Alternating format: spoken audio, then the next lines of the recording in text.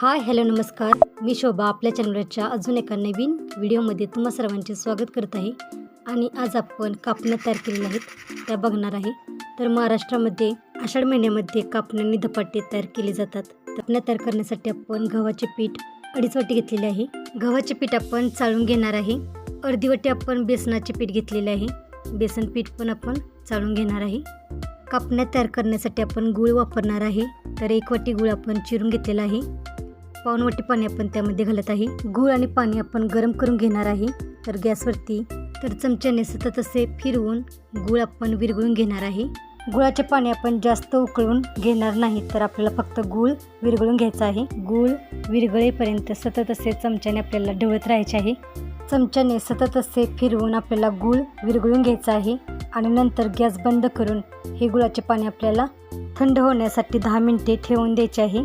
2.5 वाटी गव्हाचे पीठ आणि अर्धी वाटी बेसनाचे पीठ आपण चाळून घेतलेले आहे. यामध्ये आपण चवीसाठी मीठ टाकत आहे.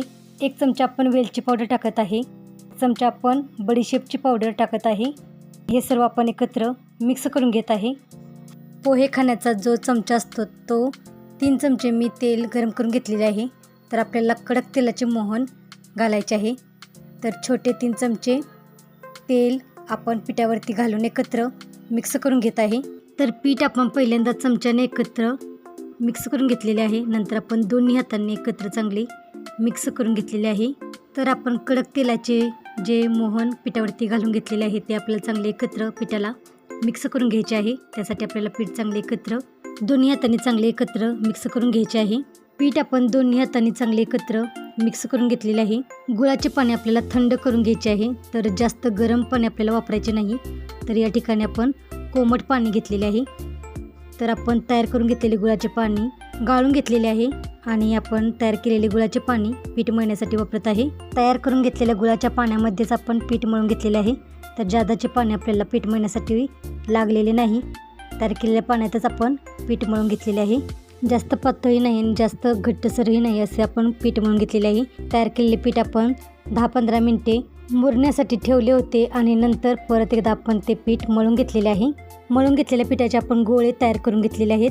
6-7 गोळे तयार झालेले आहेत. आणि आता आपण एक गोळा घेऊन त्याला थोडेसे गव्हाचे पीठ लावून लाटून थोडीशी आपण खसखस त्याच्यावरती लावत आहे. तर असे थोडेसे लाटून आपण दोन्ही बाजूंनी थोडीशी खसखस लावून परत लाटून घेणार आहे.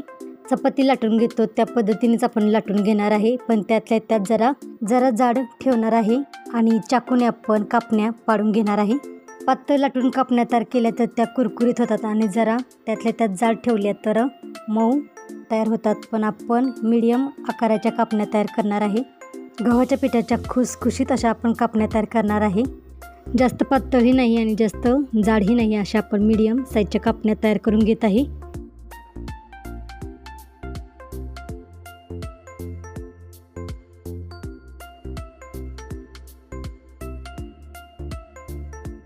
तर अशा पद्धतीने आपण कापण्या तयार करून घेतलेल्या आहेत. कापण्या तळण्यासाठी आपण तेल गरम करून घेतलेले आहे.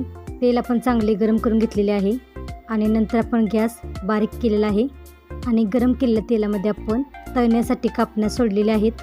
गॅसच्या मध्यम आचेवरती आपण कापण्या तळून घेणार आहे. झाऱ्याने आपण कापण्या अलटीपलटी करून दोन्ही बाजूंनी तळून घेणार आहे आणि असा छानसा बिस्किट कलर आल्यानंतर आपण कापण्या काढून घेणार आहे. गॅस मोठा करून परत आपण तेल गरम करून घेणार आहे आणि गरम केलेल्या तेलामध्ये आपण कापण्या सोडून मध्यम आचेवरती आपण कापण्या तळून घेणार आहे.